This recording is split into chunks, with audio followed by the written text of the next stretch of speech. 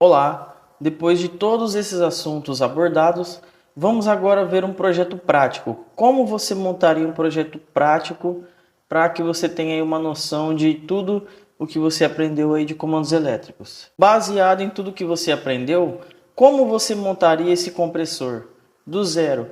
Quais seriam os circuitos, quais seriam os equipamentos, quais seriam os tipos de fechamento e assim por diante. A primeira coisa que você precisa saber é qual é o tipo de motor que vai ser acionado. É um motor bifásico? É um motor trifásico? Qual que é a tensão que vai ser aplicada? 220, 380, 440?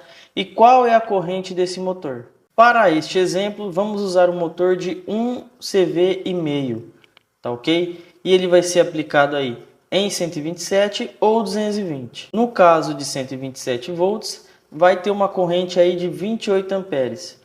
Para o caso de 220, vai ter uma corrente de 11 amperes. Vamos fazer o cálculo da corrente do motor. Você vai precisar de qual é o CV do motor vezes 736, dividido pela tensão, pelo cosseno, que é o fator de potência, e pelo rendimento. Pegando todos esses valores, você vai ver aí que vai dar 11,18 amperes. Porém, sempre o fabricante coloca aí um fator de segurança. Então você adiciona aí 15% dessa corrente. Então aí vai dar aproximadamente 12,85 amperes. Lembrando que, dependendo do fabricante, essa corrente ela vai variar um pouco. Porém, vai sempre manter no mesmo valor, com pequenas variações. Olhando aí o circuito de potência e o circuito de comando, você vai ver que não tem nada de complicado. Pelo contrário, é um circuito bem simples, porém você precisa ter alguma atenção. Você precisa entender um pouco do funcionamento do compressor. Lembra da aula de lógica? Você precisa se questionar como vai ser o funcionamento desse equipamento. Então você vê que o compressor, você lida com pressão. Então você precisa de um equipamento que vai aí controlar essa pressão. A partir do momento que o cilindro ele chega a ter uma determinada pressão interna, esse equipamento tem que cortar aí a partida do motor. Então ele vai chegando a uma determinada pressão. Quando chega nessa pressão, esse equipamento que vamos falar agora, que é o pressostato, ele vai cortar aí a partida do motor. Então o primeiro componente que vamos falar, lembra que são os equipamentos de proteção. Primeiro você precisa dimensionar como que vai ser a proteção desse equipamento. Então, para esse caso, vamos utilizar aí um disjuntor motor, logo que ele já protege contra sobrecarga, curto-circuito e contra aquecimento dos cabos. Eu coloquei esse disjuntor trifásico, porém o equipamento que vamos usar é bifásico. Então depende aí da sua disponibilidade. Se porventura você tem um equipamento igual este, trifásico, você pode usar. Você usa somente duas fases e deixa uma fase sem nada. Ou se você preferir fazer bem certinho, você usa aí um equipamento bifásico. Para esse caso, vamos utilizar aí uma faixa de 10 a 16 amperes. Eu coloquei esse quadrado vermelho que você consegue fazer um ajuste entre 10 e 16 para o melhor funcionamento do motor. Eu também coloquei ao lado aonde esse equipamento vai estar posicionado. Qual é a posição desse equipamento dentro do circuito que eu te apresentei agora. Lembrando que essa parte aí é a parte de potência, então esses cabos e esse disjuntor vai proteger diretamente o motor. Vamos falar agora do circuito de comando. Lembra que eu sempre disse que primeiro você precisa tratar da proteção do equipamento. Então vamos tratar aí da proteção do circuito de comando. Você pode utilizar este simples disjuntor termomagnético. Olha aí que a corrente dele é C2, então ele suporta até 2 amperes. Lembrando que você precisa também se atentar aí na tensão da bobina do contator.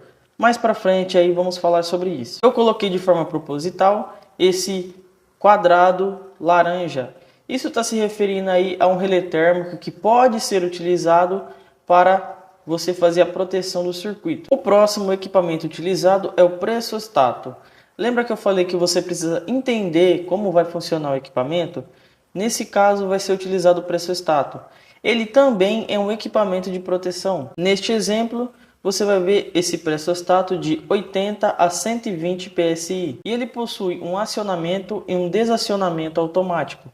Então é um equipamento aí bem simples e fácil de utilizar. Nota-se que você olhou aí nesse quadrado verde que é um contato 1 e 2. Então é um contato normalmente fechado. A partir do momento que o motor estiver acionado, levantando pressão, fazendo com que a pressão interna do cilindro seja aumentada, vai continuar passando energia por esse equipamento.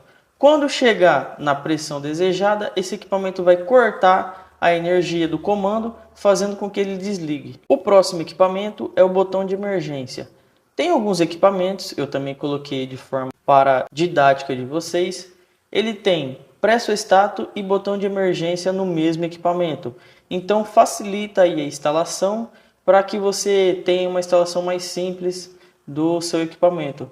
Mas o mais importante é você entender como funciona e assim por diante você ir ligando os equipamentos na sequência correta. O próximo equipamento é a botoeira liga e desliga.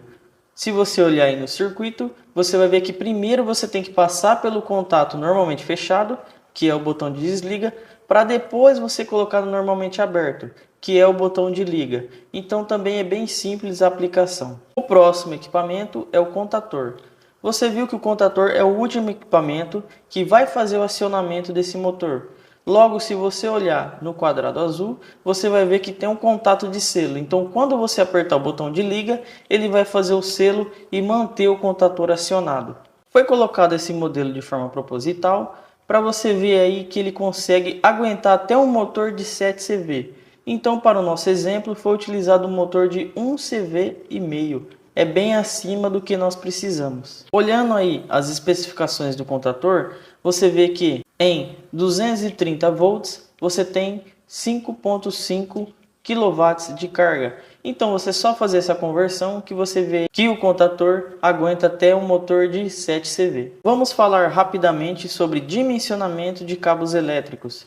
Para esse projeto prático, como você vai dimensionar os cabos? Olhando na parte anterior, você vê que esse motor em 220 volts, ele vai ter 12,85 amperes. Se você olhar na tabela, você vê que o cabo de 1,5 ele aguenta 15,5 amperes. Porém, esse valor aí já está um pouco justo. Caso o motor venha forçar um pouco, já chega aí no limite desse tipo de cabo de 1,5 milímetro quadrado. Então, esse cabo vai começar a esquentar. Então, por boa utilidade, você vai utilizar um cabo de 2,5, que ele suporta até 21 amperes. Lembrando que esses dados fazem referência até uma distância de 20 metros. Então, em até 20 metros que esse motor vai estar posicionado, pode estar posicionado, esse tipo de corrente é atendida. Também você precisa se atentar na NBR 5410, que é a norma de baixa tensão aí que a gente utiliza para poder fazer um bom dimensionamento. Também eu sugiro que você olhe essa norma e entenda, pesquise, estude, para você entender um pouco mais como funciona essa norma. Então, para finalizar o projeto, eu utilizaria um cabo de 2,5 milímetros quadrados para o motor e para o comando você não vai precisar de tanta carga assim como vai acontecer no motor. Então eu utilizaria um cabo de 1,5 ou até mesmo de 1 milímetro, ele atenderia de forma satisfatória.